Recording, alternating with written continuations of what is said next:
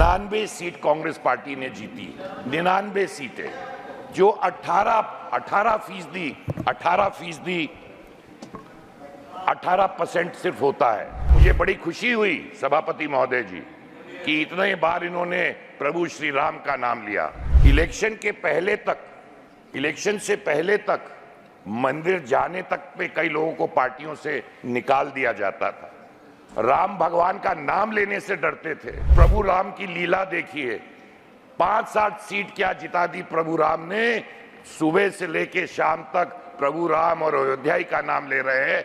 ये लीला है प्रभु श्री राम की। उधर भी जब था तो लीडर ही था, बूट लेकर नहीं था। इधर भी हूं तो लीडर हूं, बूट लेकर नहीं हूं। माननीय श्री कुंवर रतनजीत प्रताप नारायण सिंह, 5 मिनट प्लीज। कोई रिकॉर्ड पे नहीं जा रही आपका, टेक योर सीट।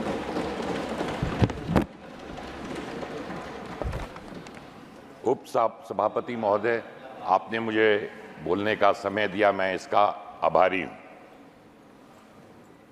3 दिनों से जो चर्चा इस सदन में चल रही थी, तो मैंने नेता प्रतिपक्ष का भाषण सुना और विपक्ष का भाषण सुना, तो मैं तो किम कर्तव्य विमूढ़ हो गया कि मुझे यही नहीं समझ आ रहा था कि सरकार किसकी बनी। ऐसे भाषण वहां से आए कि लग रहा था कि भारतीय जनता पार्टी और एनडीए की सरकार नहीं, परंतु इंडी अलायंस की सरकार बनी। और जिस तरह का इनका उद्बोधन रहा, प्लीज सीट पर बैठ कर ना बोले, सीट पर बैठ कर ना बोले। मैं साफ तौर से कहना चाहता हूं सभा महोदय, उप सभापति महोदय, ये जो सदमे में है रिजल्ट के बाद से, मैं समझता हूं देश का भविष्य और अच्छा होगा कि उस सदमे से निकलें और साफ तौर से उनको पता चलना चाहिए। मैं समझ सकता हूं कि सदमे में क्यों है।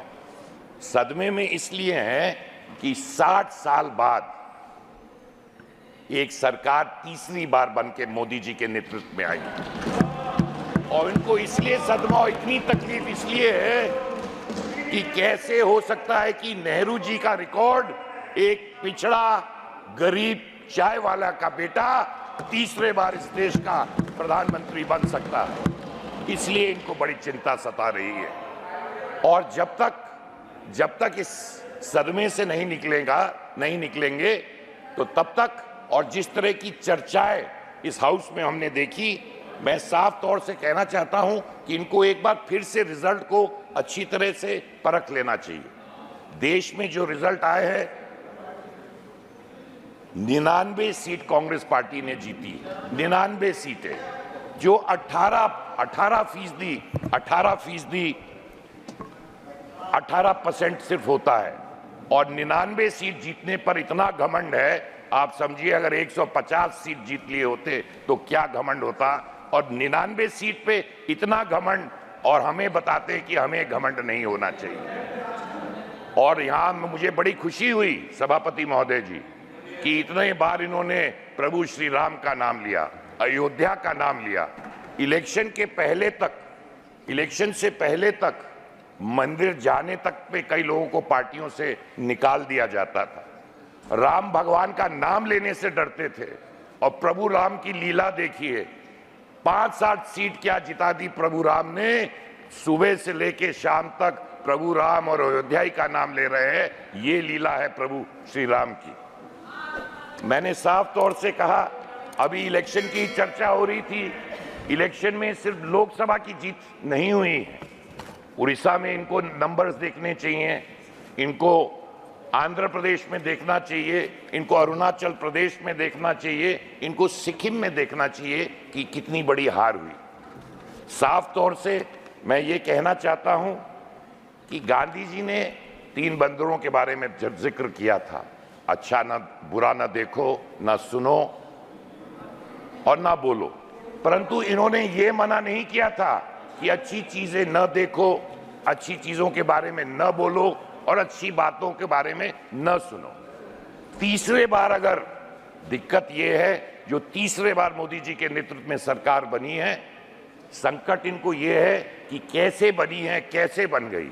तो साफ तौर से जो भारतीय जनता पार्टी कहती है, एनडीए कहता है, वो करके दिखाता है। गरीबों का सिर्फ हमने नारे नहीं दिए हैं, गरीबी हटाओ। आज गरीब को हमने सहारा दिया है।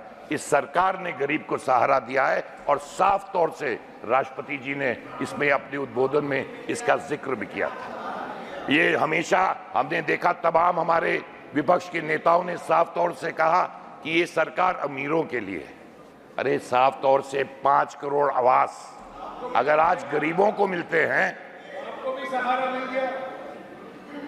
सर अब ऐसी बात है, मैं कांग्रेस पार्टी अगर टिप्पणी करना चाहती है तो मैं इस पे कुछ कहना नहीं चाहता हूं, पर इतना साफ कहना चाहता हूं, उधर भी जब था तो लीडर ही था, बूट लेकर नहीं था। इधर भी हूं तो लीडर हूं, बूट लेकर नहीं हूं।